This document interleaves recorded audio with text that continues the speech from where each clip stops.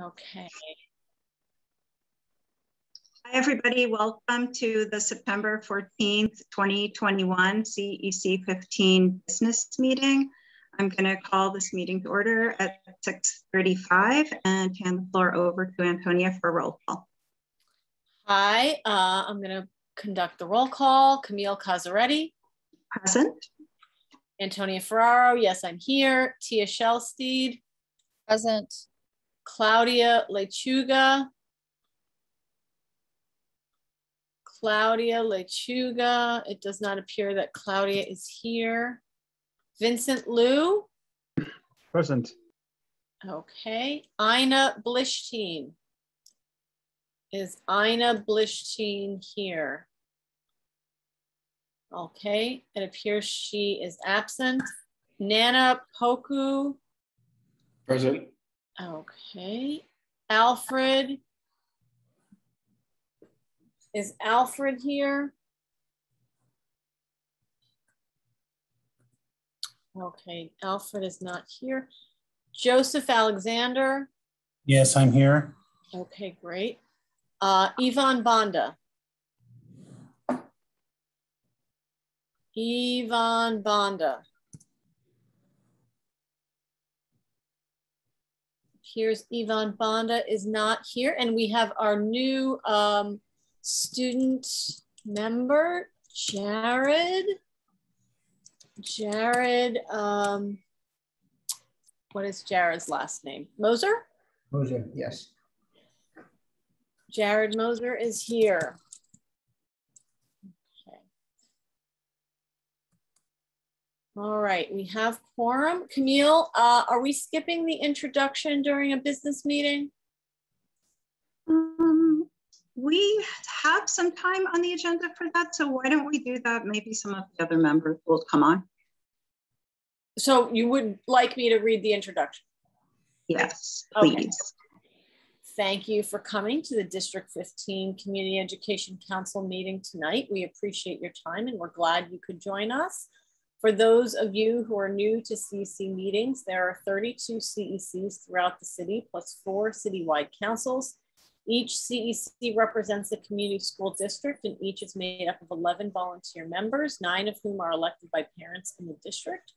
The remaining members are appointed by the Brooklyn Borough President. CEC15 is a state mandated public body responsible for ensuring the public school parents and the public have input in educational decisions that are made at the school district level. Our council reviews education policies and advocates for high quality education that benefit all of our District 15 public elementary and middle school students. CEC15 serves 35 elementary and middle schools and 1 high school. CEC members serve in an advisory role on education matters to the district superintendent, the chancellor of the Department of Education, and elected officials. We approve district school zoning lines submitted by the Department of Education. We evaluate our district superintendent. We review the district's educational programs, and we support school leadership teams. We also submit recommendations for the School Construction Authority's annual capital plan. We actively seek input and feedback from the public and encourage you to visit our website, cecd15.org. Take a look at our Facebook page and write to us about any issues you may want to address or learn about. All of our names and contact info are available on our website. And please do sign in. I'm going to put the link to the sign-in sheet in the chat. I'm going to turn it over to our parliamentarian. Joe, do you have the public comment protocol in front of you? I do. I had some trouble getting it to open, but I have it now. Okay. We don't have public comments, but it's good to read that anyway. Yes. So effective Friday, September 2nd, Governor Kathy Hochul signed legislation extending virtual access to public meetings under New York State's open meeting law, which allows New Yorkers to virtually participate in local government meetings during the COVID-19 pandemic.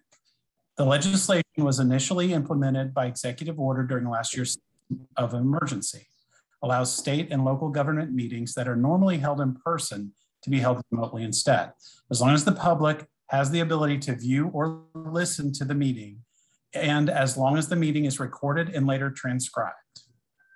Tonight's meeting is taking place remotely, and as it is a business meeting, does not include a public comment period. But as always, you can send comments to our email address, cec15@schools.nyc.gov. And then I'll put that in the comment section if anyone wants to copy paste it. Thank you so much, Joe. So we have a kind of full agenda tonight. But the first order of business is actually election of a CEC15 secretary. This was a position that we attempted to fill at a previous meeting when we elected officer positions. And so the role of secretary is still vacant. I would ask if any of our council members is interested or willing to take on the role of recording secretary. I know we're short a few council members. Anybody who doesn't currently have a title, which is a very important role, especially in light of the fact that we do not have an administrative assistant currently. But the good news is that thanks to Governor Hochul, there is not an extraordinary amount of work to do. We're going to be posting the video and sharing the transcript in the chat. And basically, you would just need to review that and make sure it's accurate. So, you want? Okay. Maybe we're having a new member come on board, right? Jared is not. No. I mean our BP. Oh, okay, that's true. We will eventually have another borough president appointee, and maybe she'll want to do it. So I will just jump to the next section in our agenda because it doesn't seem that anybody on the call is interested in the role of secretary, but it's open and you can take your time to think about it. Antonia is going to take the next line item, which is the review of Robert's Rules of Order.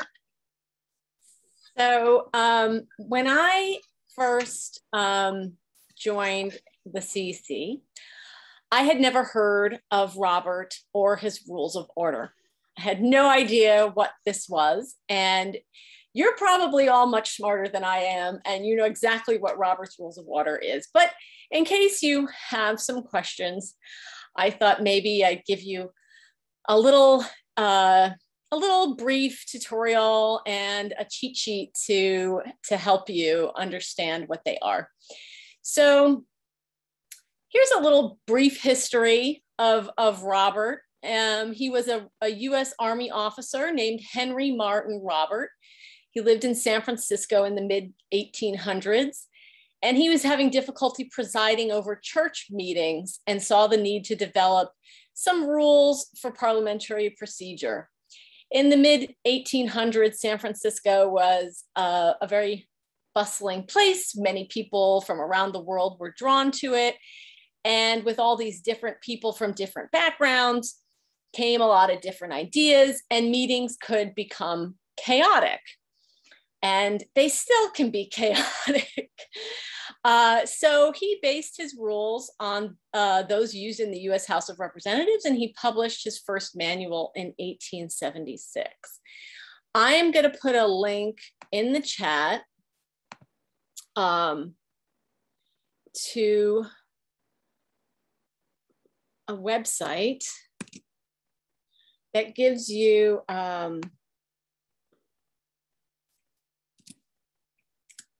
some like a cheat sheet, basically a cheat sheet on Robert's Rules of Order. So you've all probably heard us make motions in this meeting. That is the way you introduce a new idea. There are different kinds of motions listed there. If you go to that page, maybe, in fact, maybe should I show my, maybe I should just show my screen. Hold on a second.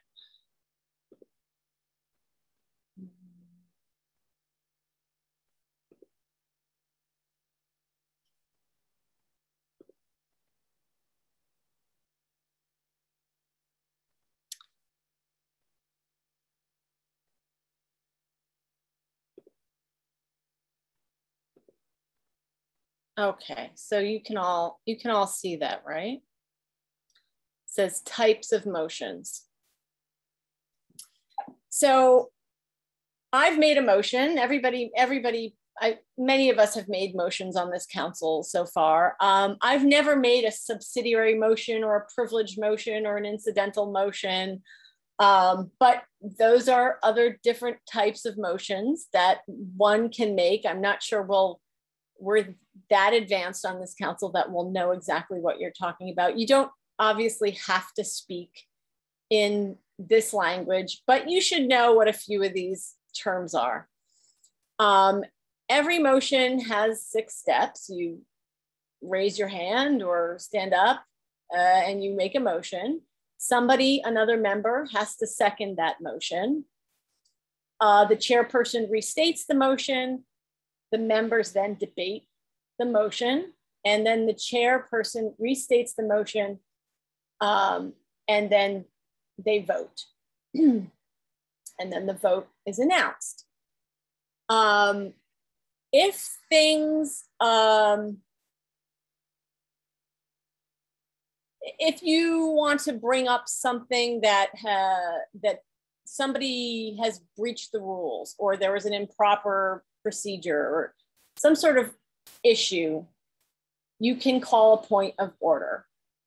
You can also call a point of information if you want some clarification on something that is being discussed. There's also something called a point of inquiry. A member may use a point of inquiry to ask for clarification to make a voting decision. And then there's a point of personal privilege. This I've never heard of this, but apparently a member may use a point of privilege to address the physical comfort of the setting, such as temperature or noise. I've never heard of that. That's a new one for me. But if you scroll down, you'll see a little list. And I think one of the most important things to notice on this list is where it says, can I interrupt the speaker? When you make a motion, you cannot interrupt the speaker. Basically in every single one going down the list, there are only really a few acceptable reasons to interrupt the speaker: to object to a procedure, to call a point of order, to call for a point of information, to overrule the chair's ruling, which I've never witnessed that, and to enforce the rules with another point of order. Otherwise, there's really no reason to interrupt a speaker. And once you call for your motion, it has to be seconded. And this sheet is pretty clear about how the rules go. So I encourage you to sort of take a look at that on your own time. If you scroll further down, there are some helpful tips. Follow the agenda to keep the group moving towards a goal. Let the group do its own work and don't overcommand. Control the flow of the meeting by recognizing members who ask to speak. I think we are doing a pretty good job at being orderly with the flow of speakers, if I don't say so for ourselves. let all members speak once before allowing anyone to speak a second time. I think we do that pretty successfully. When discussions get off track, gently guide the group back to the agenda. This is where I think we might, in my experience, where our council can have a little bit of trouble, particularly with getting off the time schedule that's on the agenda. And that's where we really need the parliamentarian to keep the time and make sure we're staying on schedule. Model courtesy and respect and insist that others do the same. Help to develop the board's skills in parliamentary procedure by properly using motions and points of order. Give each speaker your undivided attention. Keep an emotional pulse on the discussions. This is, yeah, I mean, this is something that is very subjective, and our parliamentarian can definitely help us with. Sometimes things just need to move on or move to a committee or taken off the agenda if a consensus can't be reached. And then finally, allow a consensus to have the final authority of the group. There's more down here that you can read on your own time, but that is, those are the basics. We're not, in my experience, the council hasn't been very rigid in Robert's Rules of Order, but we do stick to the basics of it. And I think it will be helpful. It'll help you get your points across and help you be heard on the council. So I guess I'll open it up to questions from members if they have any.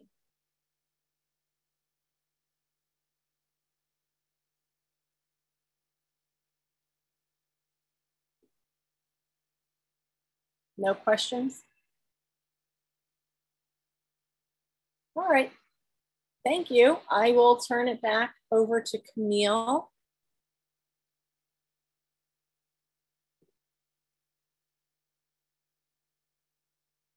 Camille, are you there? Sorry for the delay. Again, welcome everybody. Thank you, Antonia. Thank you for that briefing. I liked the history part of it, especially.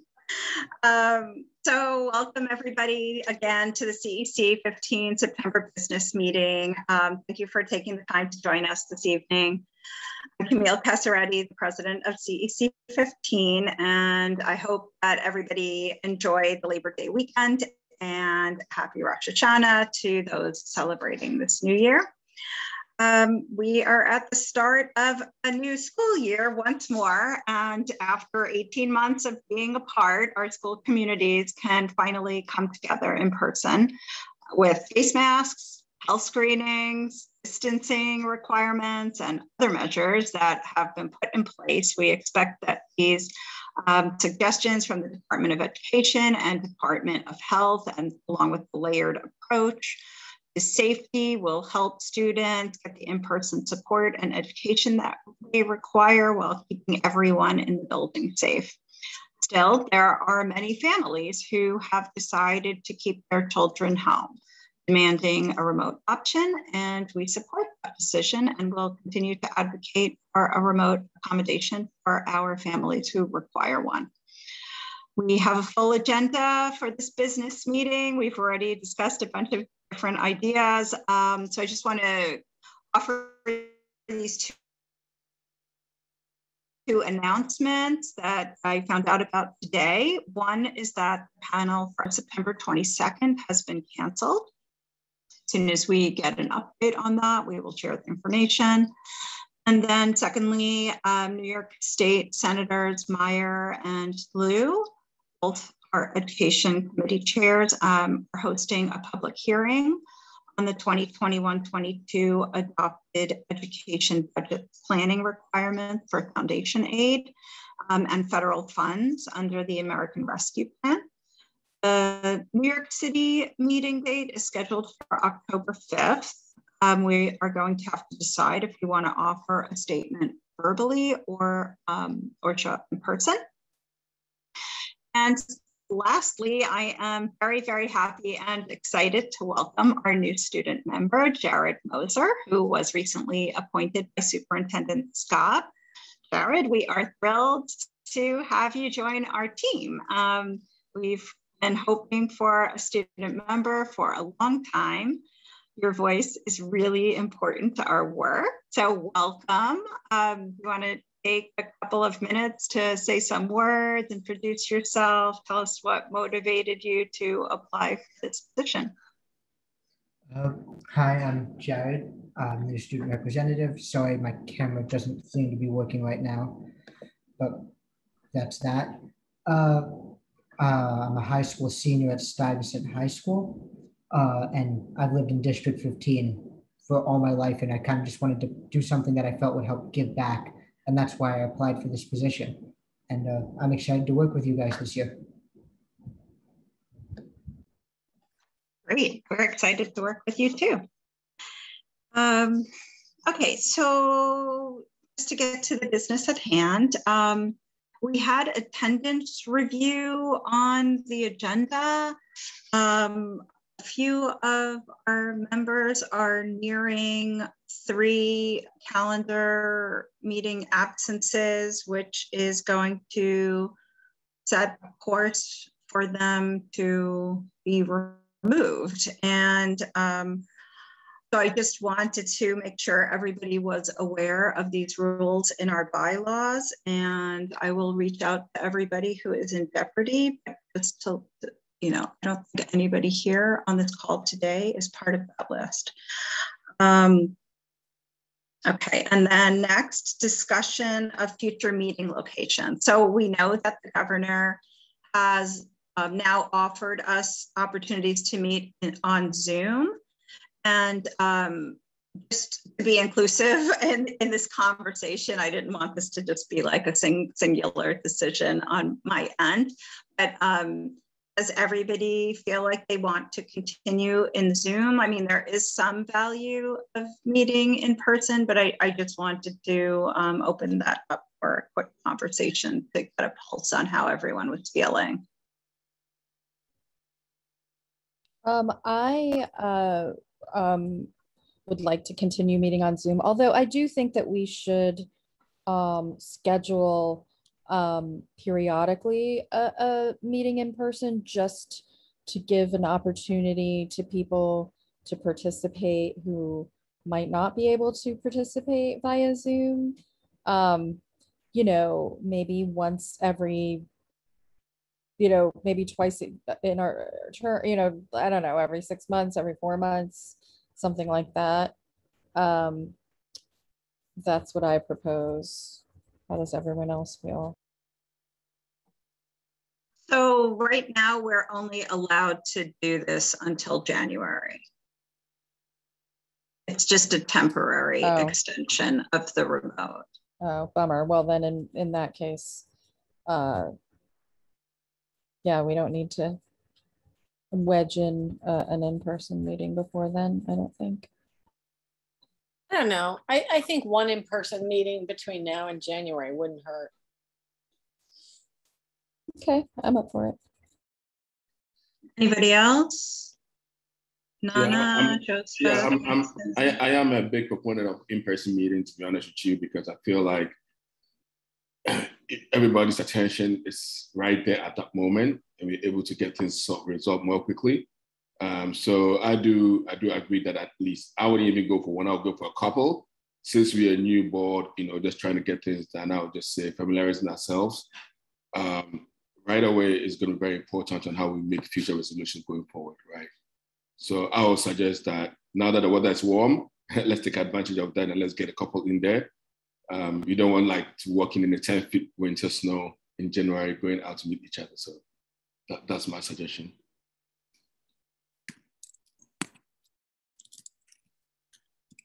Joe or Vincent, your thoughts? I think Nana like captured my thoughts on it too.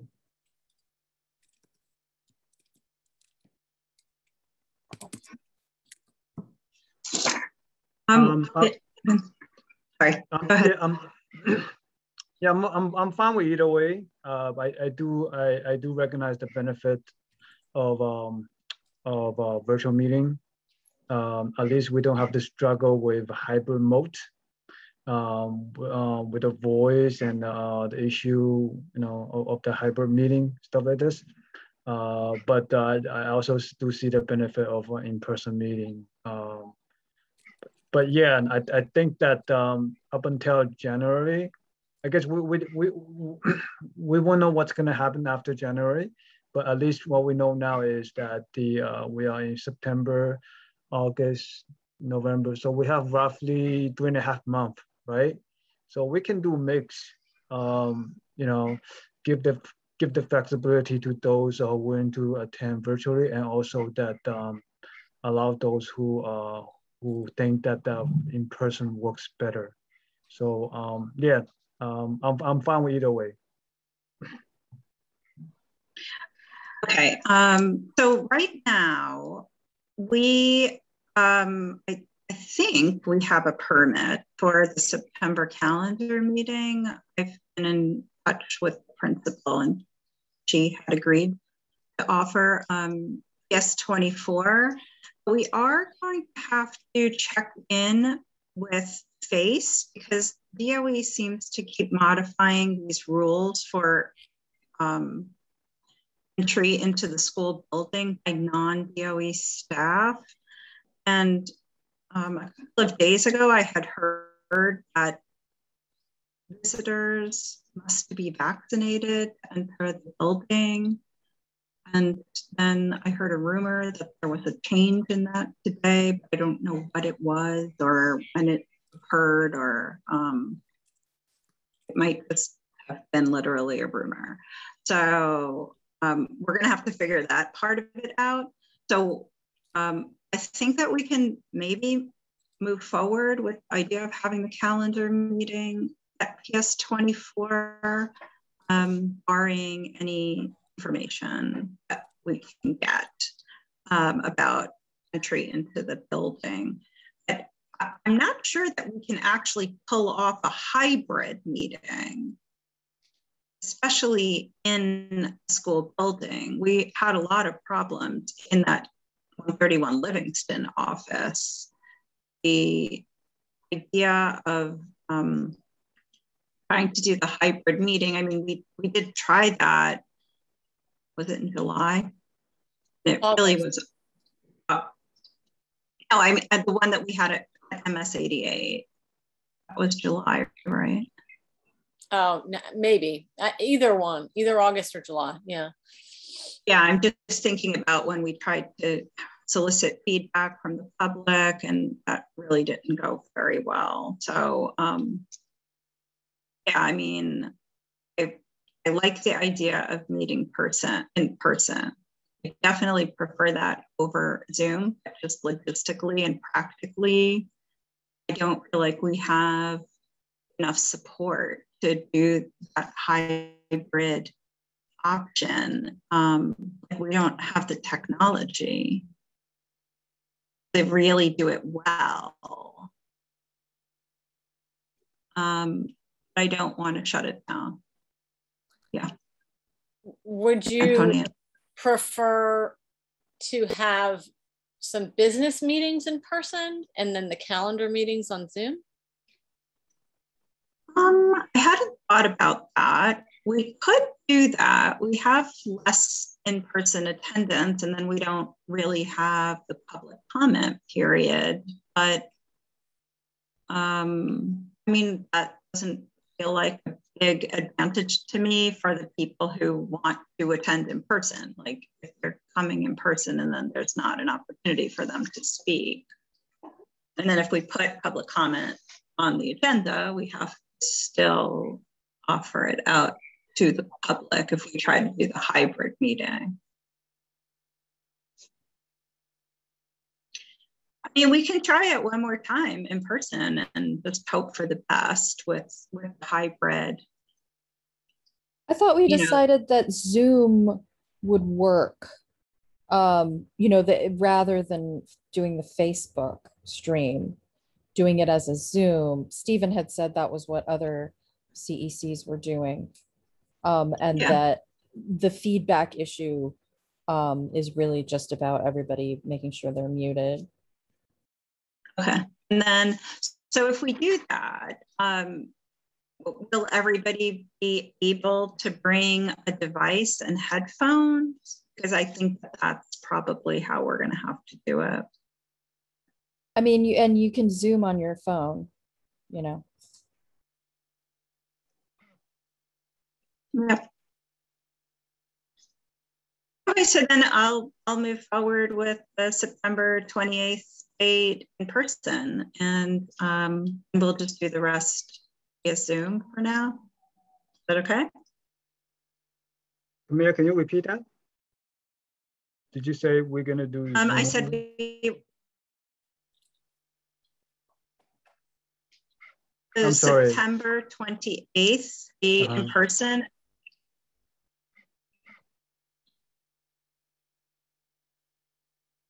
Yeah, I'm okay. I'm okay with that. September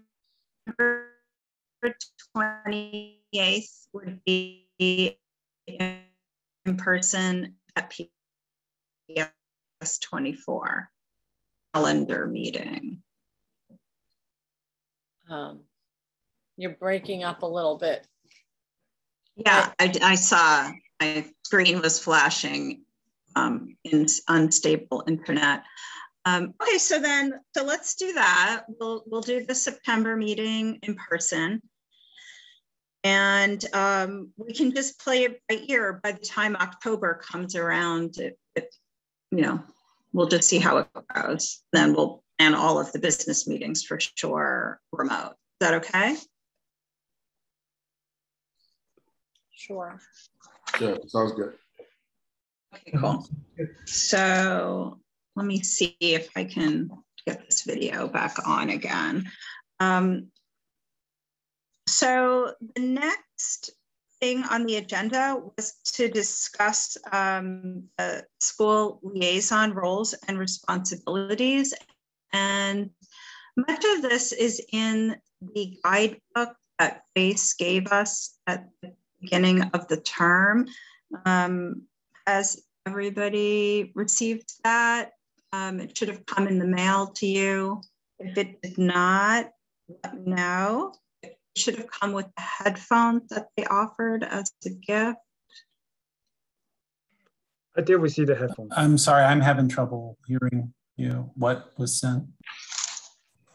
I will shut my video. There was a package that was sent. It was a welcome package, and it included this guidebook that Antonia is showing on her screen, and some headphones. Right here, this one. Okay. Oh, you got different things. Oh, those are the headphones, right? Okay, I'm sorry, I can't see that. So, did you receive that package in the mail? Or Vincent, did you receive it? Oh, okay. Yes, Okay. So you guys yeah, I have did it. receive the headphone. Yeah. Jared, I will make sure that you get a package as well. Okay. Okay, that sounds good. So you know the rules, and then there should be a link actually on the DOE website to that guidebook. Now, in the last session, we divided schools so that everybody has liaison schools, and I will, through the CEC email address, do an introduction of each of the members to their liaison schools. Once I do that, you should then write back and make a connection with the principals and ask to be invited to their SLT meeting so that you can then introduce yourself to the SLT members, the school leadership team members. And then I will also do an introduction to the President's Council, the District 15 President's Council. Some of the schools have not, I don't know if every single school has an assigned PTA leader at this point. I know Christine Farrell is here on the call from Superintendent Scott's office, and she works with them. Christine, I don't know if you're able to hear me right now, or if you know. I can hear you. Right now we have one school who has to conduct an election for all officers, and every other school has a president in place. There might be one school that a co-president dropped out, and they're going to have an expedited soon. So there should be leaders in every school. Okay, great. Thank you so much. Thank you for that introduction, and sorry to put you on the spot for that. No worries. So does anybody have any questions about working with schools directly, or maybe some of our returning members could just talk about some best practices that they've had with connecting with schools? Yeah, I had a quick question on the contact with the school. So I had you mention SLT. So is that a route you can contact the PTA as well? What about if the PTA invites you to a PTA meeting? Is this something you can do? Yeah, you certainly could and should contact the PTA as well. But the PTA president is actually part of the school leadership team. And occasionally some of the other executive board members might also be on the school leadership team. So the SLT meetings are a place where you're really going to be able to hear the voice of all different participants and community members at the school level. And the issues that we would be discussing in the school leadership team are going to often relate to funding. And the school leadership teams are state mandated bodies, and we are the connection to the state. So the SLT is really the ideal group that you are communicating with, because you're going to be able to hear all of the voices at the school level.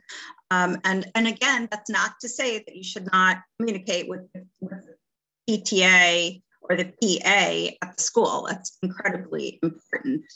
But you really are supposed to make yourself known at the school leadership team meetings and at that level. So please do, kind of go that route first, because you would inevitably meet the PTA president there in that space as well. And if you have limited time in terms of meeting and reaching out, then certainly the school leadership team is the place where you're going to get the more detailed information about what's happening at the school level and how we can advocate for the school.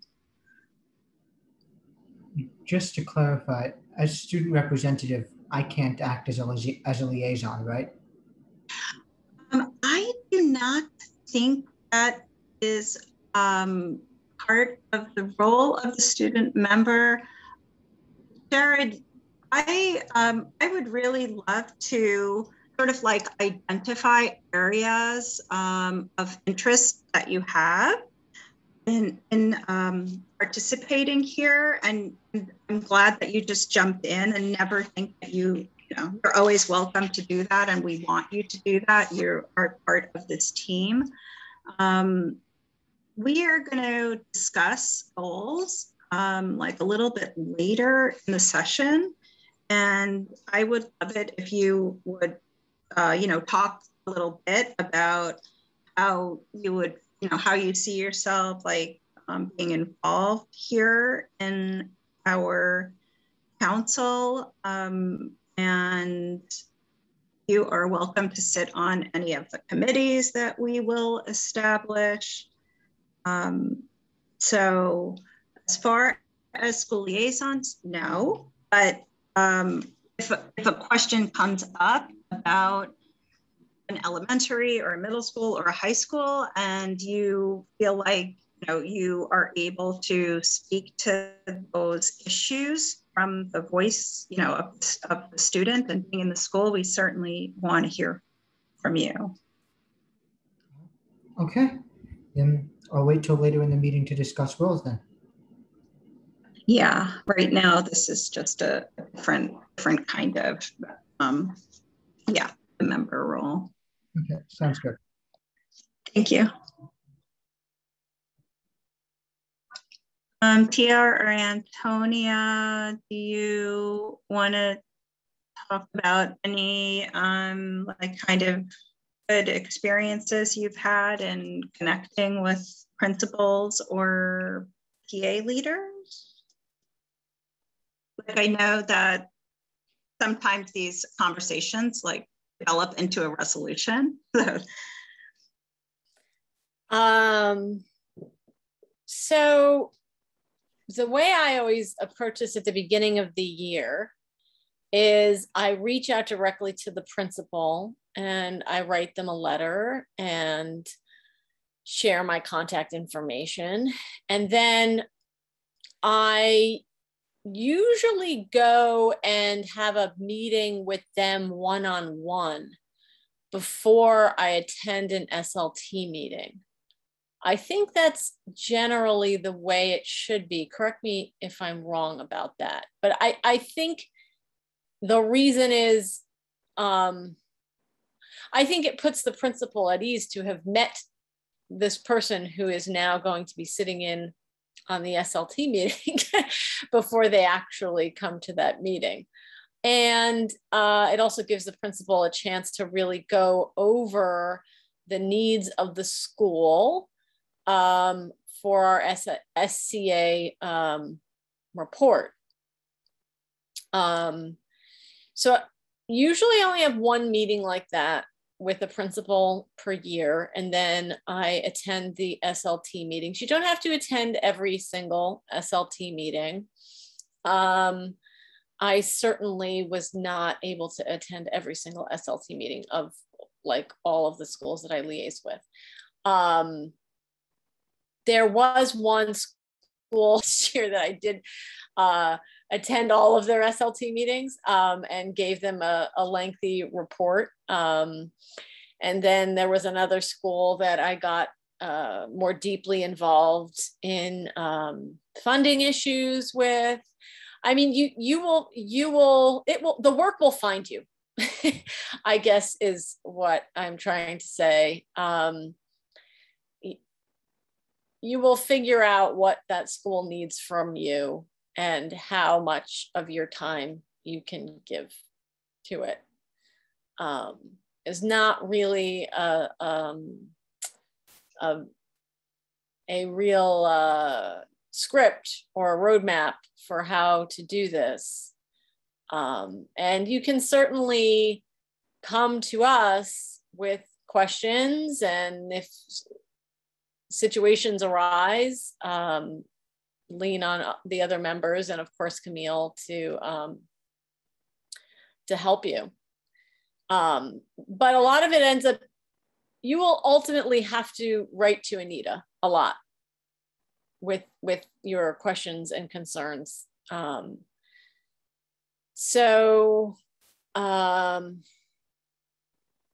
guess that's all I have to say. I think that was pretty well said. Thank you.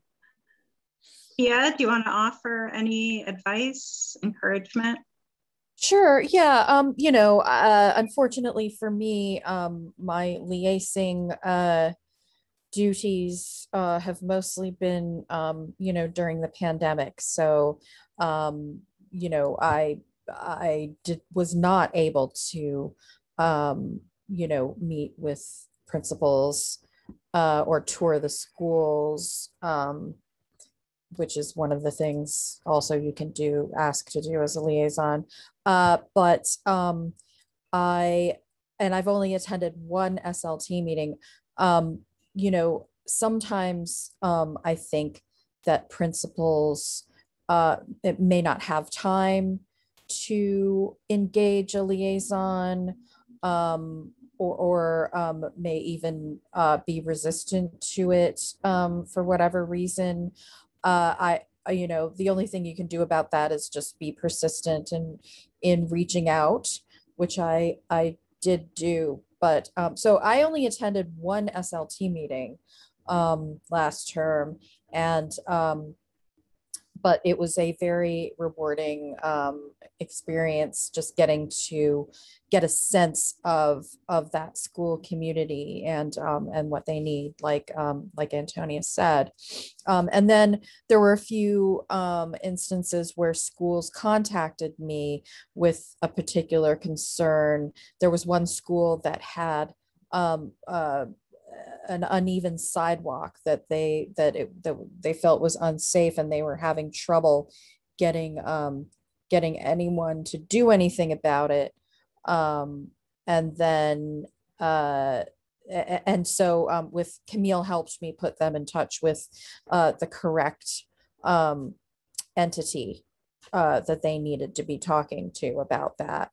And then another example was there was an issue with funding after school programs last year, because the fees that after school programs had to pay were increased drastically.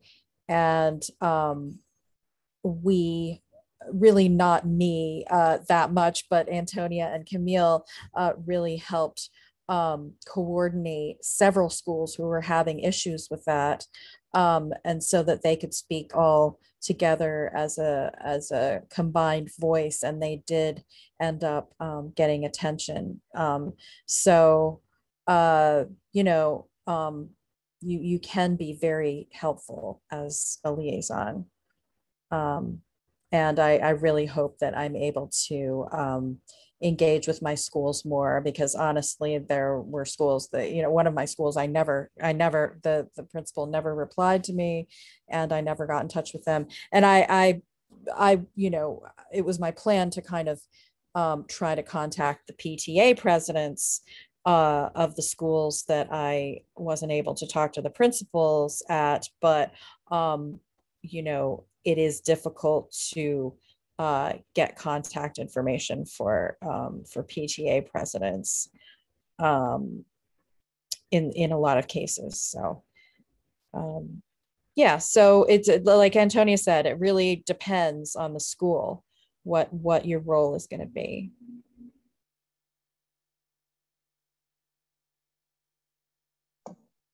Thanks, Tia.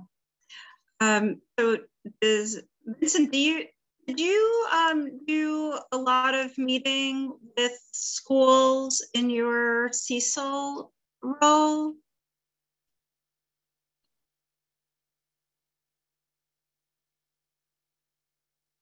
Vincent, can you hear me? Sorry, I wasn't capture your question.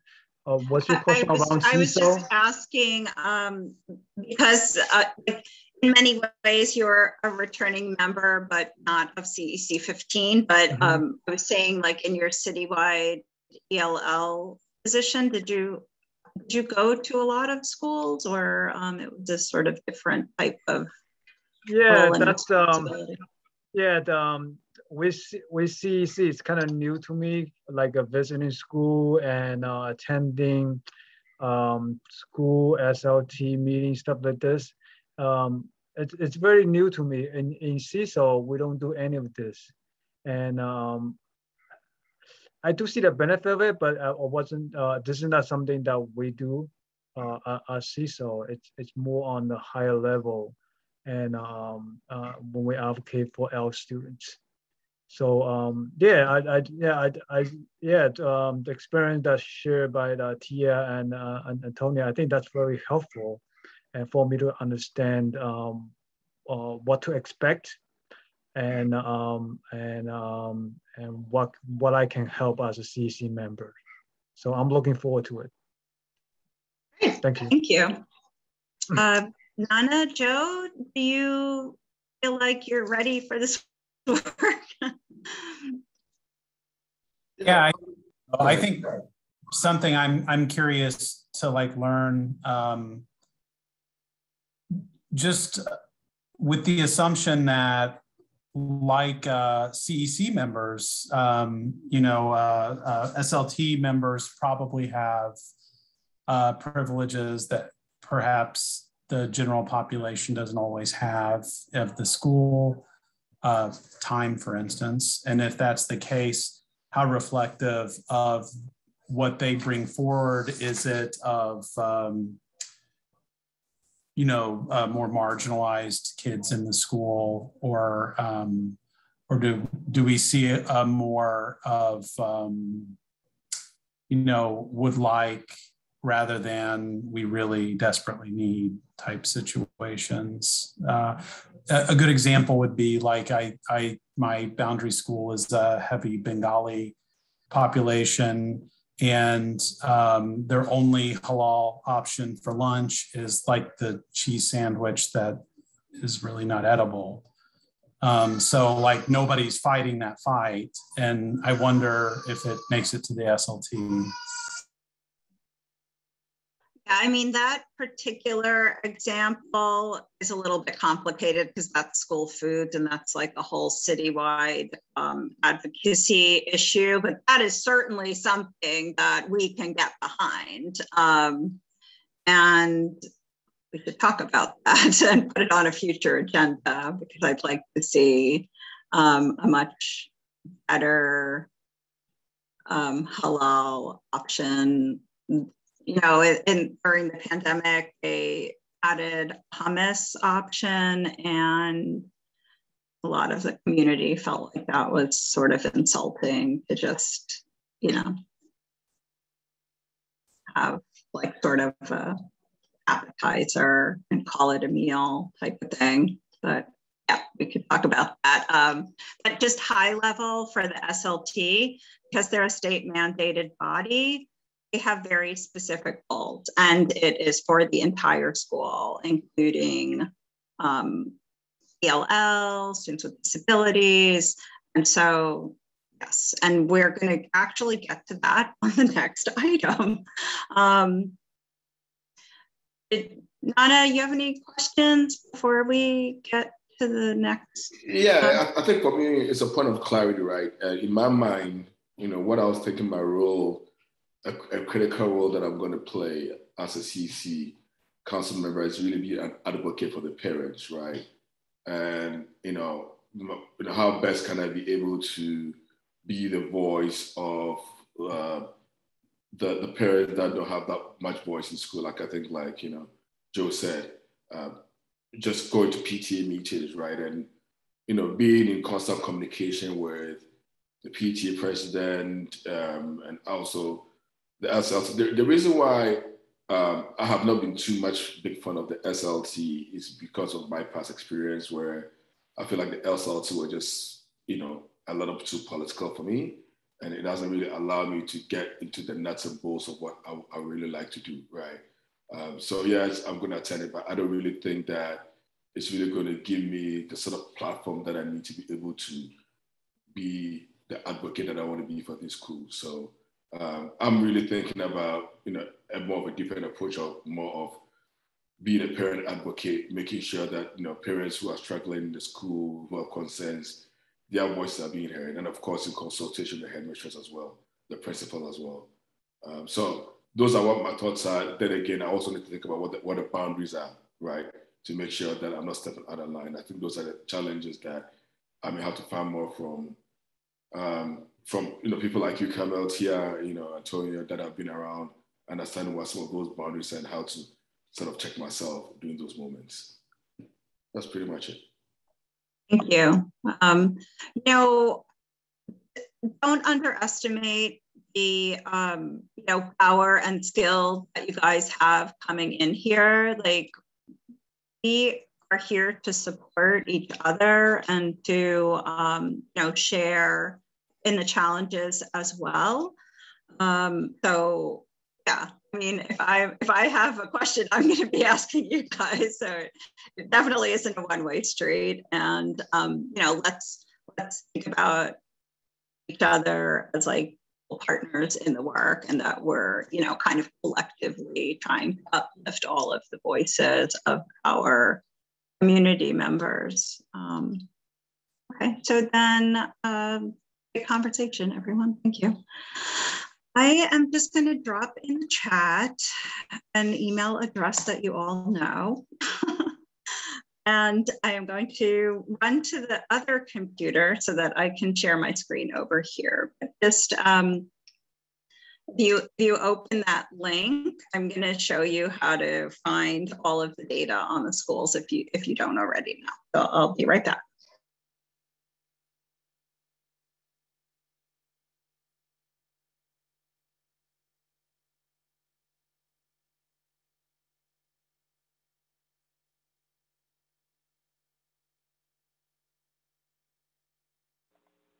Okay, can you guys hear me? I'm now on a different computer.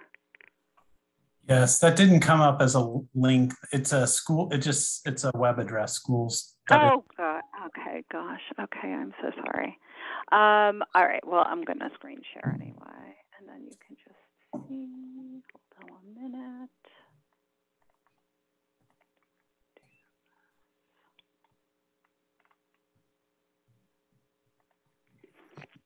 Okay, 1 minute. I'm just going to come up here, and I pulled up PS32 just for fun because they have a new building, and it's really interesting.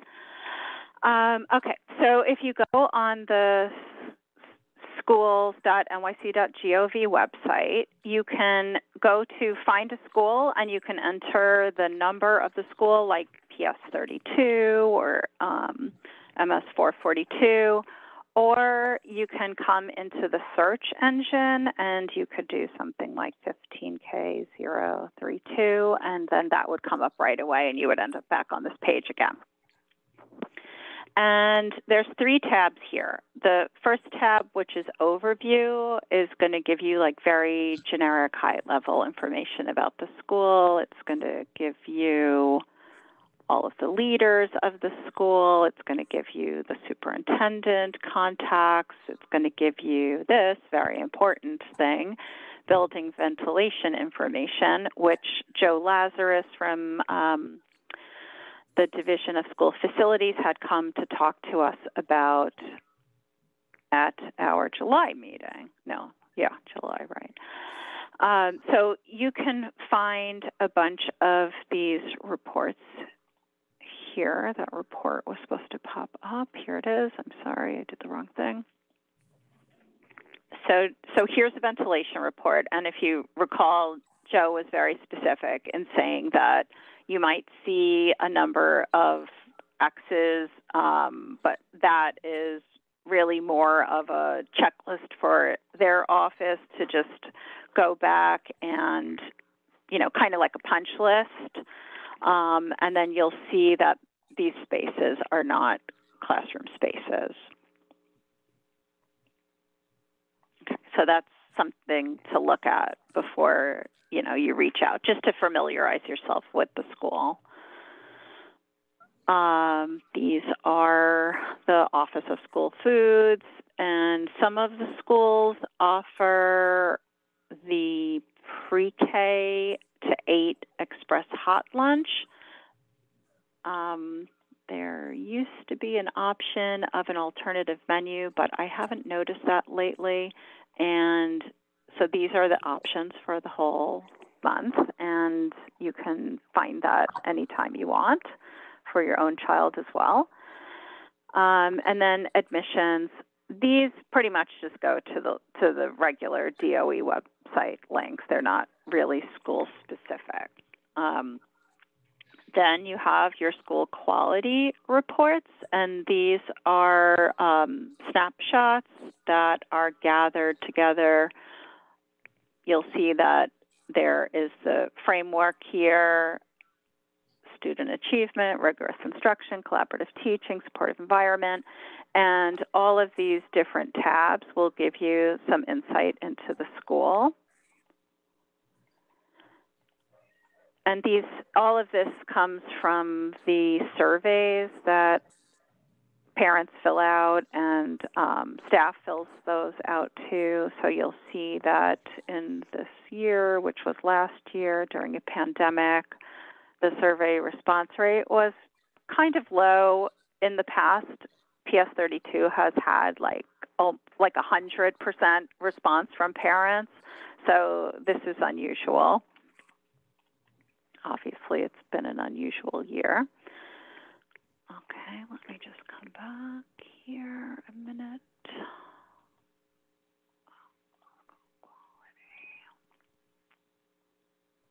And then you could review these older reports also if you want to. But this is really where we're going to land, like in these next couple of months, under the report tab. And you should be looking through all of these tabs. The building condition assessment survey is what you're going to need to look at for the work about the school construction authority. All of the schools are listed here in order. So I'll just, since I'm in PS32, I'll just stick with that.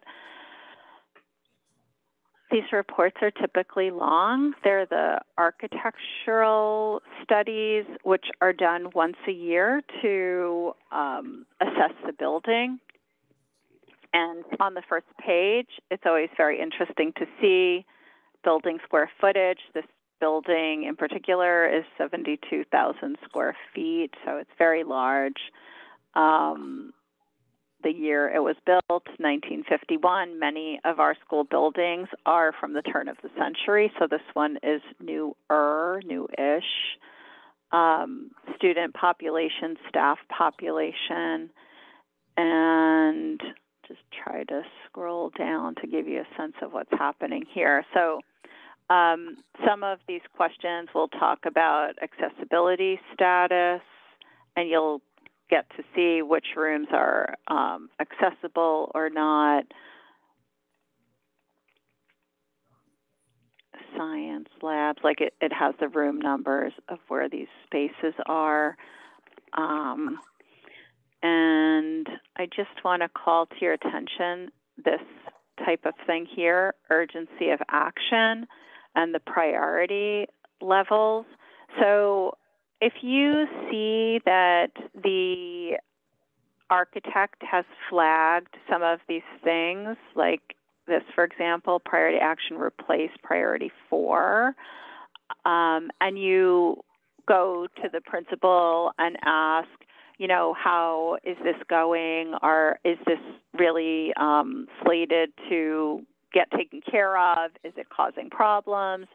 And they say, we've been promised this is going to be repaired for the last 5 years and nobody's touching it, then that is definitely something that you should be calling attention to when we create our priority list. A lot of these issues are going to be about water infiltration, safety hazards like tripping hazards, or chipping paint. I mean, there have already been a lot of lead testing of the paints, and that should be under control at this point, but you should ask anyway if the principals know of any remaining lead issues with the paint. So you see this is like, we're only on page 25 and it's of 55 pages. So just know you have some reading, heavy duty reading to do there. Okay, also under reports, very important, are these budget reports. So you can look at, let's, I guess, go here for a minute, fair student funding detail.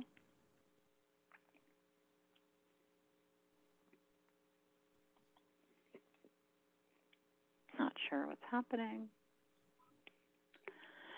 But in these budget summaries, you'll get a sense of how much money the school is getting to work with. You can look in these reports and you'll be able to also see how much money is allocated for staff salaries, how much money is allocated for academic intervention services, and there's a bunch of drop downs here too. What happened? I pressed the wrong thing. I'm so sorry.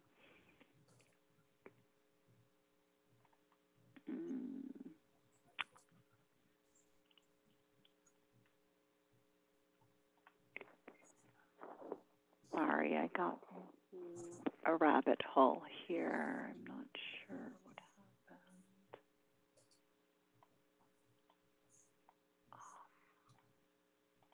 happened. Oh, I lost the tab. Sorry. It's this guy that I was supposed to click.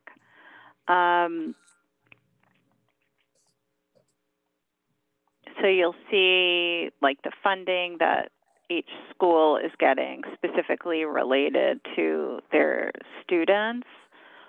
So, so this goes off of the register.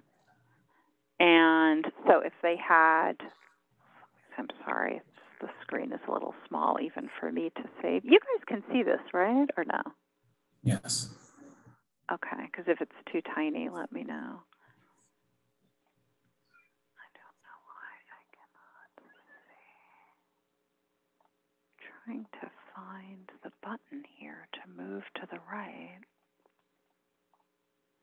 All right, well, I don't want to spend a lot of time here, but just know that these tabs all exist. And then the last one I want to review is this. The comprehensive education plan, and this is what the school leadership team is working on collectively.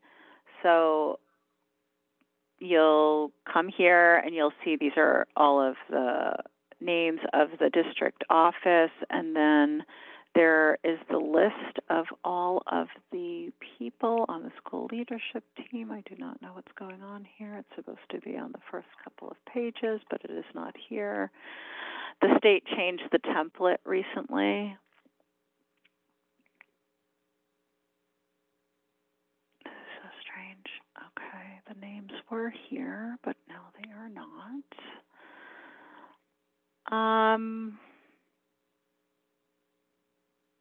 So you'll find that there are action steps to address areas of need.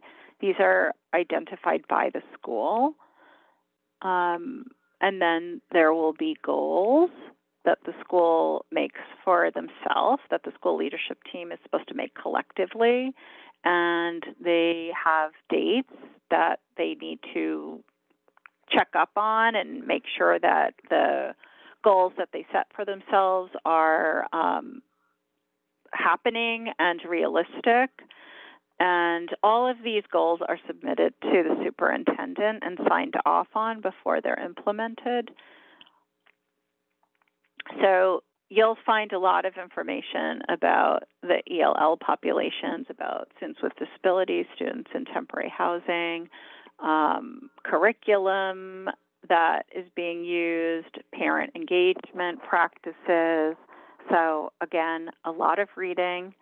I usually print these things out and sit with a highlighter marker and Post-its and just kind of mark it up with all of my questions as I go. And then I try not to ask every single question of the principals because it's very overwhelming for them to just, have somebody asking a million questions. But I think that you'll be able to, once you go through a couple of these documents, you'll be able to get a sense of what the important questions are to ask for your role in advocating. And then I just want to also share this other iPlan portal, which I seem to have lost. Okay, so iPlan portal, I'll come here. And so the DOE created this website, and it is a great source of resources. You can go into these tabs for parent leadership, PTA, school leadership team, And I'll click in here just to start so I can show you some of this. All right, so you can get like a big summary of the school leadership team, what the purpose is, and they have their own chancellor's regulations as well.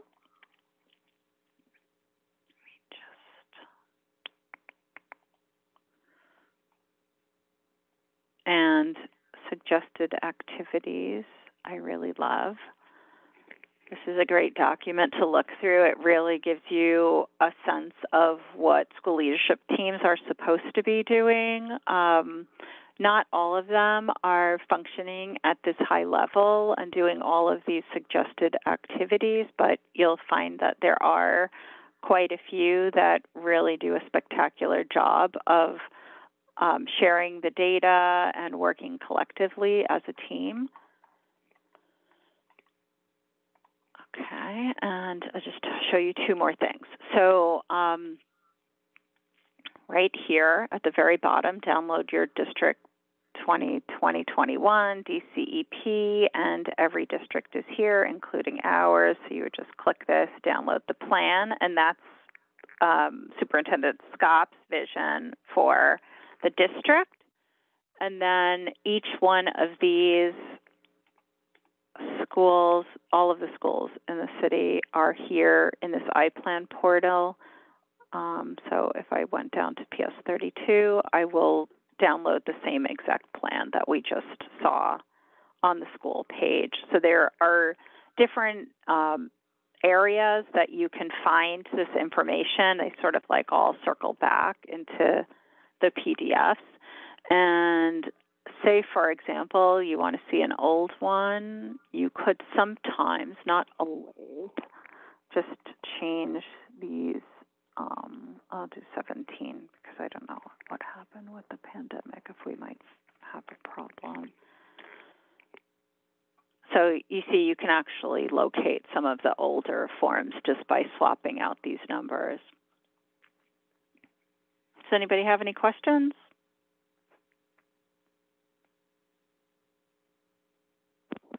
Okay, cool. Hey, Camille, quickly, Yep. is that a formal document for, are we supposed to review the principal? Like, is it like a checklist? Is it, I mean, I missed it as you're going through this. Is it like a simple checklist? You know, Steve, our FACE liaison, is not on this call, and in the far past, there actually was something that was offered to us in the sense of, you know, it wasn't necessarily questions to ask. It was more of like a fill out this document type of page. It was just like kind of guiding, very high level type of things, far less than what I've opened you up to. So if that is helpful, I might be able to just quickly draft, you know, sort of like 5 opening conversation questions for you if you think that's going to be helpful. But right now, No, I don't think that we have anything. Okay. Yeah, that would be helpful. Thank you. Okay. All right. We can all work on that together if you want. I'll just create a shared Google Doc. Okay. Okay, so I'm going to stop screen sharing now. And then, Antonia, where are we on the agenda? We are on discussion of goals. Okay, cool. I will just get started here and then I'll switch back over to the other computer. So every year at the beginning of the term, we sort of like have a conversation about, you know, what's happening in the district, what are important things like that we want to really be involved with. You know, for example, obviously we all will be involved in the Sunset Park rezoning conversations. And and Superintendent Scott is still submitting for the state integration grant funding, and as far as I know, still receiving that. So we will continue to do integration work, and it's really exciting that we have this new school coming to Sunset Park that is going to be an inclusion school. And I know that you all have, you came to the CEC because there were a number of reasons that you wanted to advocate in this forum. So I think if we could just sort of discuss things that we would like to see happen, kind of short term, long term. Long term sometimes takes 5 years, but we are here for only 2 terms, but that doesn't mean that those things should not be discussed or, I think it's important to just think about where we are today, where we want to be tomorrow, and where we want to be kind of in the long-term future. And then we'll just try to tighten that up to, 5 realistic things that we can stay focused on as a whole team. And then, of course, individually, we can work on issues of interest via resolutions or what have you. What do you think?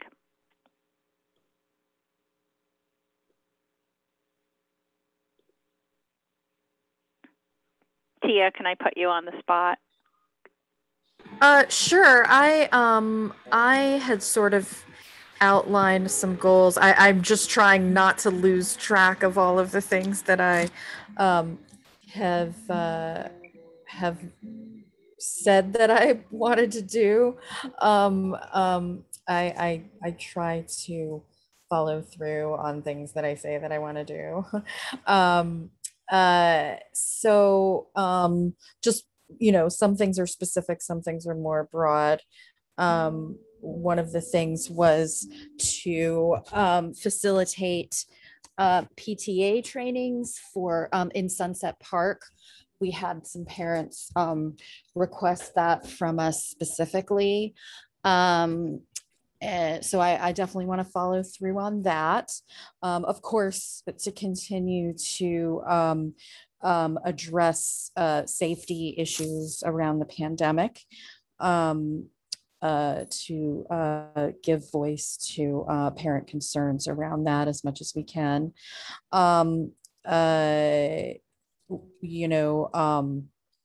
Participate in some fashion in this budget hearing that's coming up, Camille, that you mentioned, to come up with some questions and maybe gather some parental concerns to share at the hearing.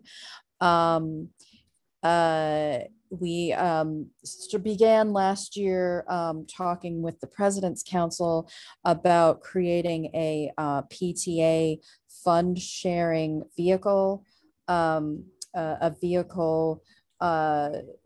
We finally have a sponsor, sort of have moved a little forward on the process of having a way for PTAs to share funds with schools that have less PTA funding than they do. We also were talking about, trying to increase our participation in SLT meetings. We're having trouble, not all principals are very excited about having us there. And also, try to strengthen our relationship with the President's Council so that we have more contact with PTAs, PTA leadership, and are able to communicate with them more directly and more of them. I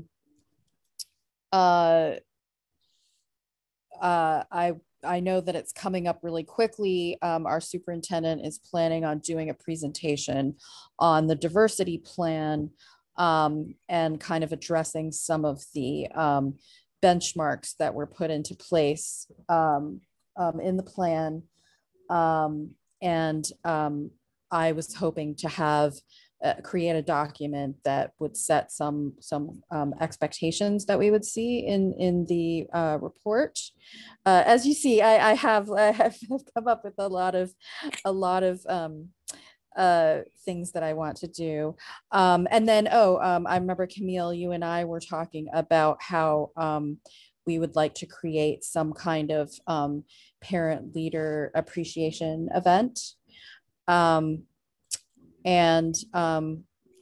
You know, so that's a lot. And you know, some of these don't necessarily require the participation of the full council. This is just my kind of checklist of things that I don't want to slip through the cracks.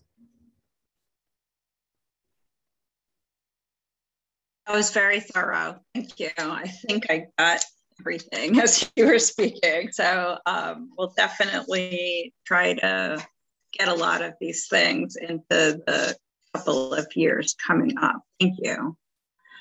Anybody else want to share thoughts? Jared, I don't want to put you on the spot just yet, but at whatever point you feel comfortable talking about this, just, you know, kind of raise your hand or jump in. Okay.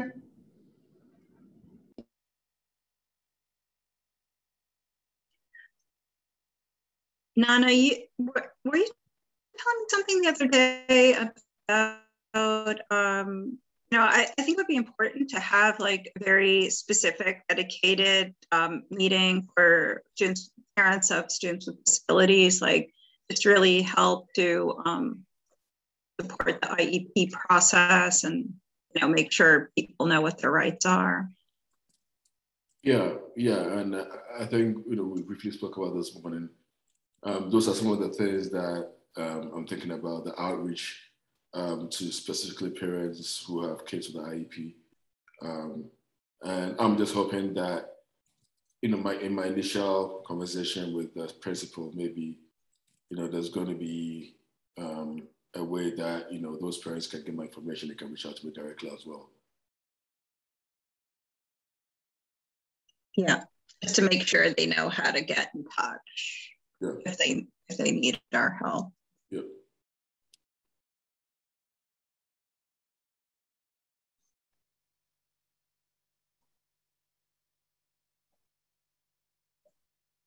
Vincent, do you have any kind of specific goals you've been thinking about? Not really in particular.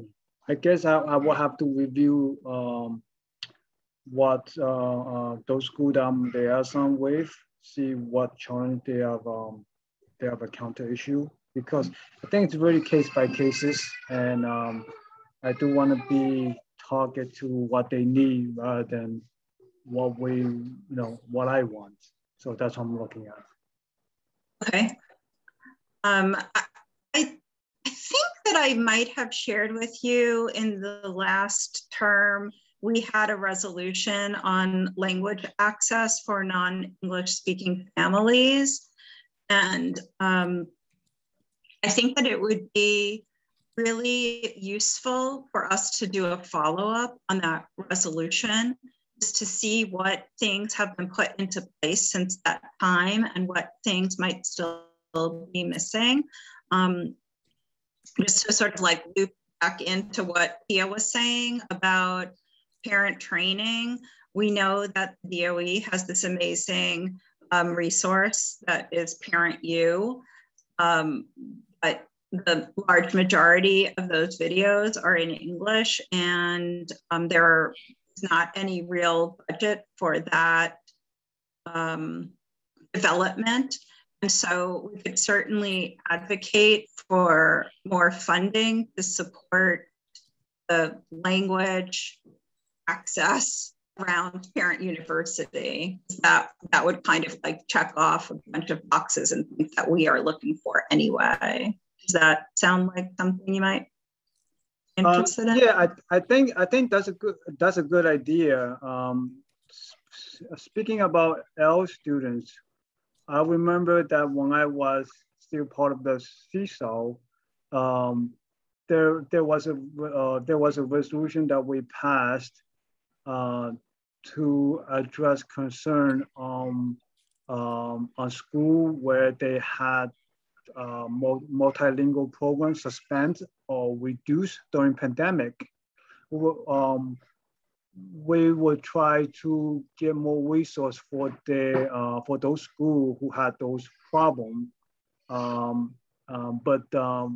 What the problem was that up until right now, we still have not gotten those relevant data from DOE. It's very specific to L student, which I am still advocating for as a L rep right now. So maybe that's the area I would like to continue to look into for our L students. I think that's another area I really want to look into. Not only it's something that I worked on before on CISO, but I think that this is something that also area that I would like to advocate for. So trying to figure out in District 15 which MLL programs had been reduced because of the pandemic, and then try to like get them back to where they were. Correct. Okay, sounds good. Yeah, maybe Anita will have the information. When I was at CISO, we were really talking at a citywide level. But since right now we're on CEC15, I'm on CEC15 minus C if our superintendent has such data that's very available for us to look into. Superintendent Scott usually has slides on various populations. We could ask her to speak about the programming as well. Thank you. Thank you. Oh, did you have your hand up before? I thought I saw you. No, I mean, I have a goal or a focus that I could contribute. Like my big like interest is in mental health as far as post-pandemic, and then just generally like what has really happened in the DOE in the last 20 years with the elimination of social work positions, and with de Blasio and Superintendent Porter have committed to 500 social workers in the school by opening or shortly after, and I'm seeing in our boundary school that no social worker was added, although there is a need. And they added an additional guidance counselor. And while we love our guidance counselors, they're not mental health clinicians, and they're not licensed to practice mental health in any way. Neither is a school psychologist. They do testing for educational purposes, but they don't deal with trauma. So I am interested to see, like, on the ground, how that commitment is being like actually followed. I saw that it's social workers, asterisk, and other support staff. And I wonder how much of this will be and other support staff that is less expensive to hire and not really filling the need. Yeah. That would be a great contribution to the budget hearing, by the way, if you pulled together, some of that information for the October 5th hearing. If it was presented from the council, it might, actually,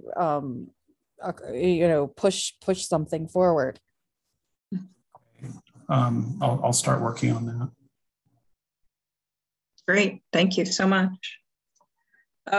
Also, don't forget, everyone, that we have the CEC budget that we can work with as well. Obviously, it can't be used to like hire guidance counselor, social worker, or anybody like staff related. But if we wanted to hold the workshops, we could hire organizations to support any of the issues that we're interested in as well. We should.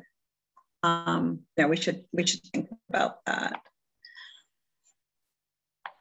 Jared, do you want to offer some thoughts? Do you have any thoughts, ideas about how you might want to, did anybody mention anything that you're interested in pursuing collectively?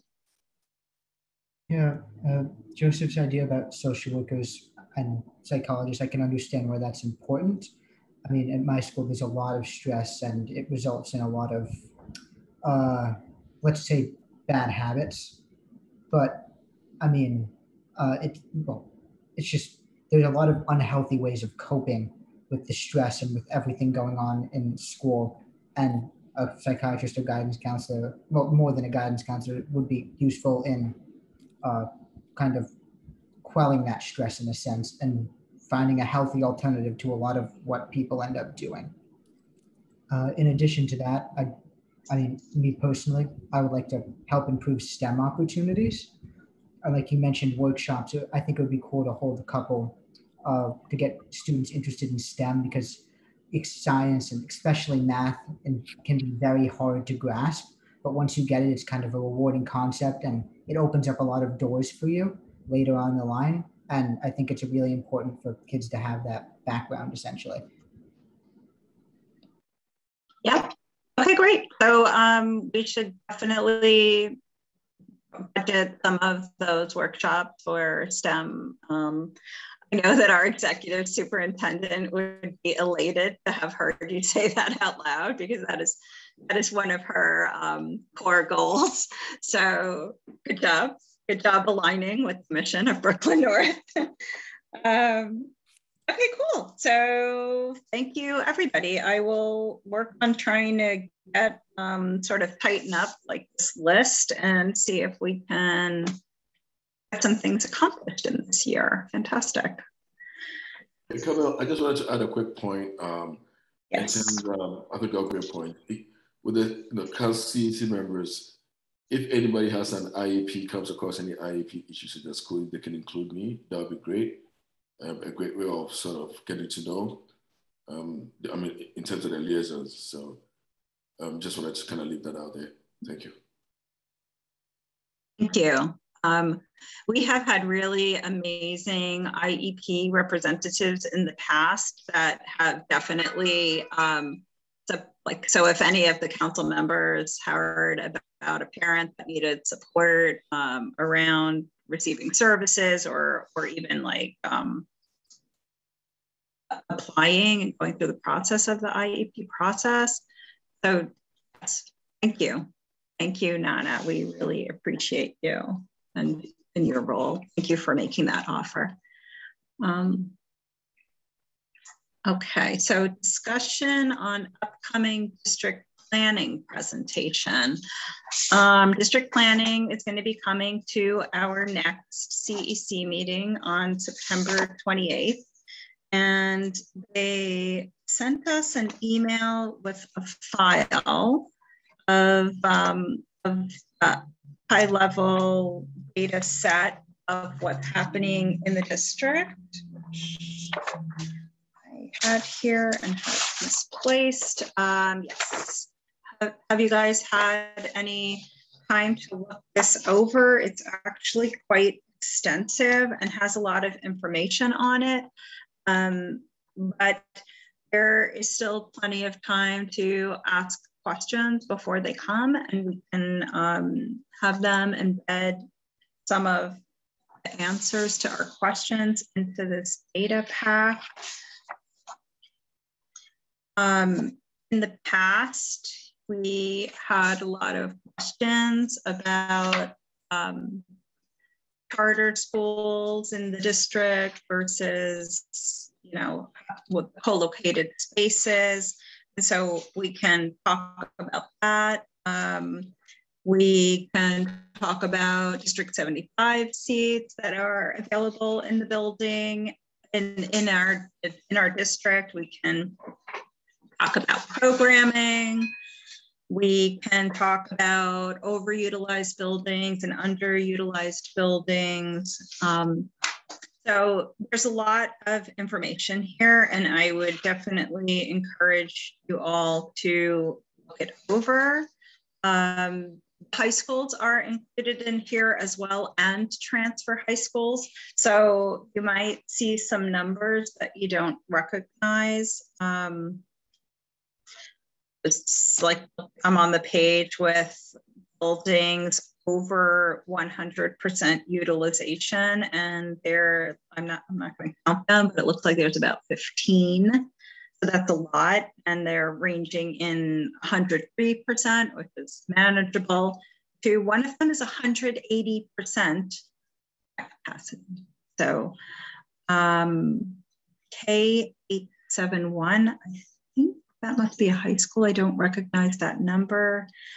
But the next one on the list is PS 107 at 158% capacity, and then PS 172 at 155% capacity. So, you know, these are the type of conversations that we're going to need to talk about.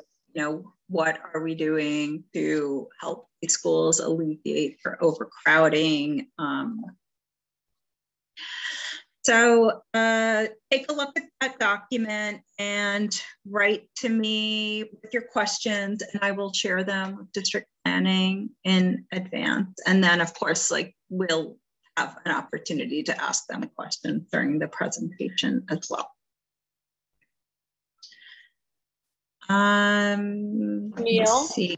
That was sent, I just want to highlight it for everybody. It was sent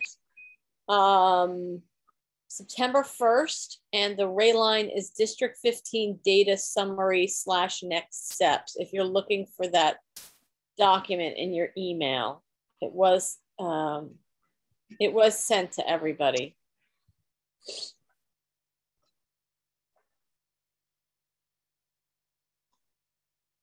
And I believe this is still a draft, so we were asked not to share it with the public just yet. Like it will be shared eventually, but that was just sort of like a review copy for us to see in advance.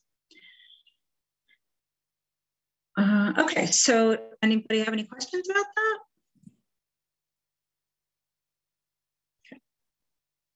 All right, so next on our list was discussion about the CEC budget. So we are still, trying to hire an administrative assistant. So we're going to run into some spending problems sooner than later. We do have Steve from PACE help support us with entering any of our expenses into the DOE system. But right now, we don't have any plan to physically spend that money. So I would love it if anybody is interested in kind of figuring out the workshop plans with me. I definitely need a partner in that work. Claudia had helped with that last year, but I don't think she's going to be able to help this year with that. So a lot of the work is already done. We have the Google form, which we can replicate and just sort of swap out topics for other topics. In the beginning, it's not going to require a lot of work. It's once we get the bids, that's when, it took a number of hours to go through the bids. If anybody is a spreadsheet genius, then maybe that could help. Claudio is a spreadsheet genius. I'm not a spreadsheet genius, but I'm willing to help if you need it. Fantastic. Okay, great. And if anybody has ideas for the workshops, I'd love to hear those as well. I think we're going to try to just repeat some of the topics that we did last time because they were so well received. but it will be sent out to bid. So there will not be any favored vendors or things like that. It's all going to be very official. Okay. Anybody have any old business that they want to discuss? I don't know, Camille. Yeah. Do my reimbursements count as old business, or is that new business?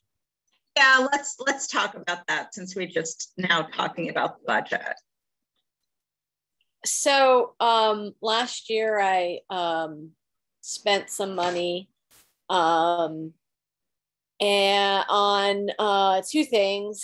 I spent $19.99 on additional storage for our Google account and $239.88 for a 1-year renewal of our website with GoDaddy.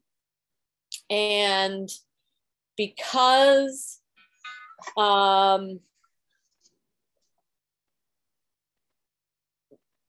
budget, what happened, Camille? Why couldn't I get reimbursed? Because the time frame had closed.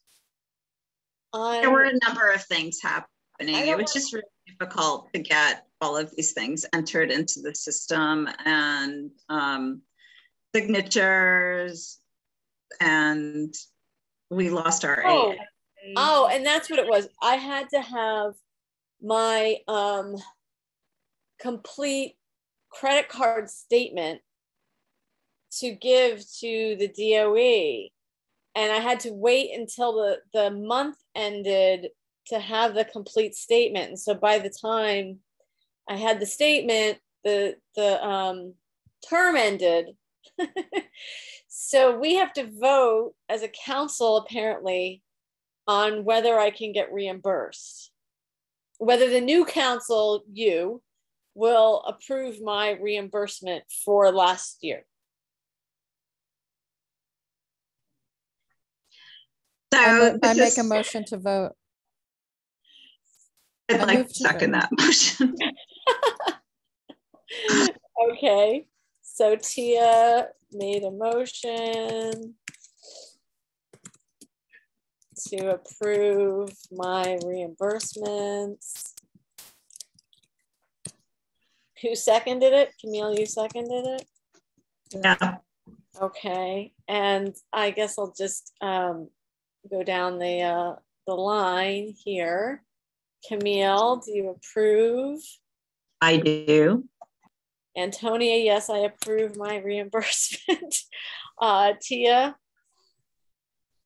Yes. Claudia's not here. Vincent? Yes, I think you should get a reimbursement, definitely. They have to pay you. Ina's not here. Nana? Yes, I approve. Thank you. Okay, Alfred's not here. Joseph? Yes. And Yvonne Bonda's not here. Okay, do we have 6 votes, so I can get reimbursed. I thank you all profusely. We thank you for being the bank of CEC15. There's something really tragically wrong with the system. It is tragically wrong because it's like, well, I don't want to get off on my soapbox about it, but. Well, we could talk about the year before when we actually were putting out thousands of dollars. Right. It shouldn't fall on individual people to shell out this money. Right. Okay. That's that. That's that. Solution for another time. And then so does anybody else have any old business? Not very old business. Since we'll talk about budget, so how do we submit our reimbursement form for, I believe that each of us can reimburse up to 125. So how do we submit a form? Do we print it, sign it, fill it up, and then email to you? Is that how it works? I sign it, the treasurer signs it, we submit it to our SDO, which is the grants officer, senior grants officer, and then you get a check in the mail. Okay. And those papers, the documents for the member reimbursement are in that catalog that we received from the DOE. You should have that. I think they actually are on the DOE website also, so you could take a look there too. Sounds good. Thank you. Okay. Anybody else old business? So, okay, so we'll move into new business. Antonia, could I trouble you to share your screen with the resolution? The resolution. Yeah. Hold on a second. This is the school codes and data reporting? Yeah. Okay. So we're not going to be voting on this or anything tonight. I just wanted to call it to you all, your attention to make sure you knew it's on your radar. And it's something that's come up over the years on various committees and various conversations, just discussing data for schools. And it's always kind of been like a thorn in, you know, my side, other people's sides, trying to do these comparisons from the NICEAD website to the DOE website. And the simplest thing on earth would just be that, you know, they don't have to use the same codes, but they should just include another column with their aligned codes so that we can just figure out all of these things without creating spreadsheets that we don't have to create. So I just wrote this very, very simple,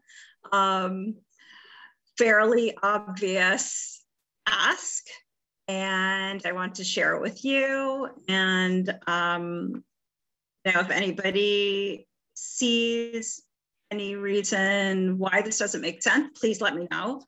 And if you have information that you would like to add to this document, I would love to see that as well. It could just be like very short and sweet too. So I'm thinking like we can have like a couple of minutes of a conversation about this if that's necessary, but I would put it on the calendar meeting agenda to solicit feedback from the public in advance and then like vote at the next meeting. Mel, do you mind share example of each of the BDS and DBN so we can kind of see how they differ? Yeah. And the benefit of consolidate them into one format will help. I think that will be helpful. Not something you need to find out now, but if you hear later, that'll be very helpful. Okay, yeah, because it's going to take me a while to do that, and I have to move to the other computer, and I'm watching the time. I want to be respectful and try to like end at 8:30 if we can. Okay, so I'll send that. I'll send that example. Mm-hmm. All right, questions, anyone? This was all shared with you guys, so you can take a look at it at your leisure, and we still have 2 more weeks anyway. So, okay, so that's one. And then the other was a resolution on COVID testing in schools.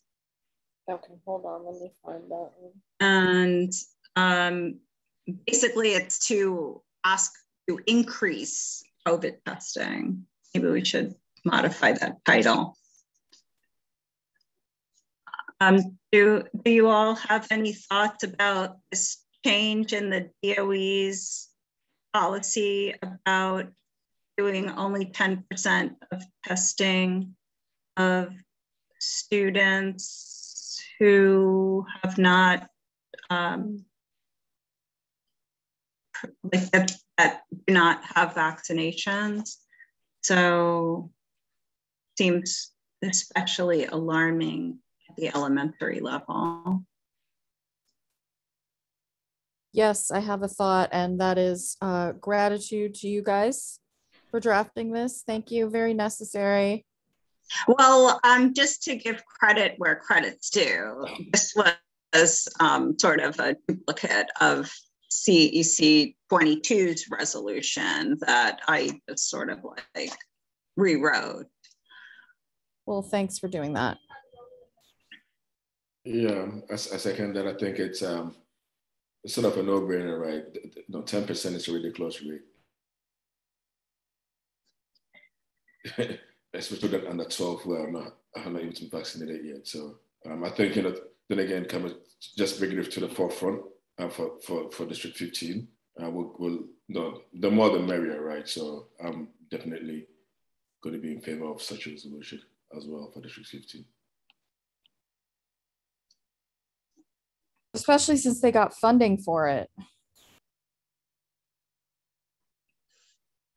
Sarah, do you have any thoughts about this? How are you feeling about the COVID testing at school? Do you feel comfortable with the safety measures? I mean, if you're vaccinated, you don't have to get tested, and I'm vaccinated, so I've never gotten tested. But as for safety measures, all that really is there is a mask, because the 3-foot social distancing rule doesn't work. I mean, at least in my school, 3,000 kids in passing period trying to go up and down 10 flights, 10 floors, it's not happening. You're not going to have 3 feet of space. And I mean, you're supposed to do a health screening in the morning, but those don't really get checked all the time. So the only real thing you have is the mask, which is, I think, probably the best you can expect from students, unless you do want to randomly test them like this. So I do think it's a good idea to have more testing, but the vaccine, I think you also don't need to focus as much attention on those with the vaccine, because they're less likely to have, and if they have it, they're less likely to transmit it.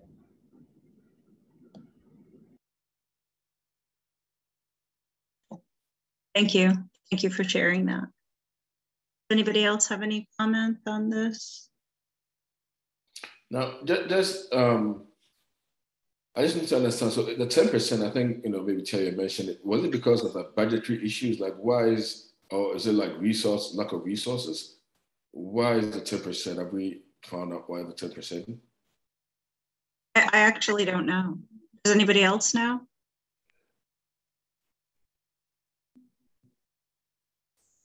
What was the question? Nana, you want to repeat your question? No, I was just trying to get an understanding why the number 10% by the DOE, whether it's a budgetary issue, lack of resources, just because 10% looks like a very low number. So maybe there's something that maybe we're missing in this whole percentage. So I was wondering if anybody knew why that number, why 10%? The DOE has repeatedly avoided answering that question. Everybody is asking that question. So I had shared with you guys that document from NICEAD Health and Safety Guide for this school year. So I'm looking there on page 13, which is the testing suggestions, and it really does not say anything about how frequently. Nothing that I can see right away. Jared, I'm sorry, I interrupted you. Did you want to say something? I was just going to ask if the 10% number is, it's seemingly arbitrary. From what I'm understanding from the conversation, no one knows why it exists. And if they're not commenting on it, it probably doesn't have a scientific backing. Are we still going to support that number if it doesn't have any scientific backing?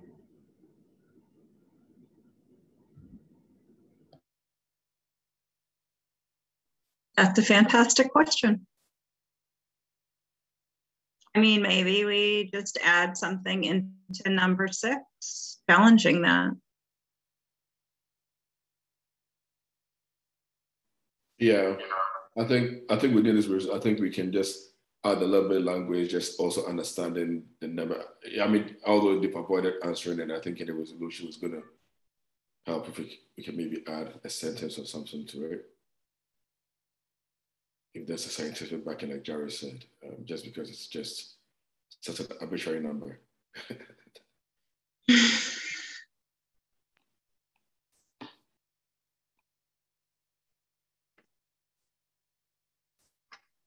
I'm just writing some notes, sorry.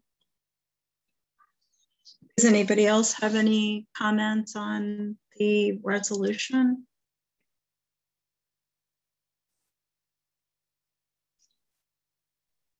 I think we should just do a little research on that question before we, write whatever, before we add whatever sentence we're adding to the resolution. We just should do a little due diligence on that 10% number. Yep. Sounds good. All right, guys, we are now at the end of the agenda and it's 8:29. Does anybody have one more minute worth of conversation they would like to add?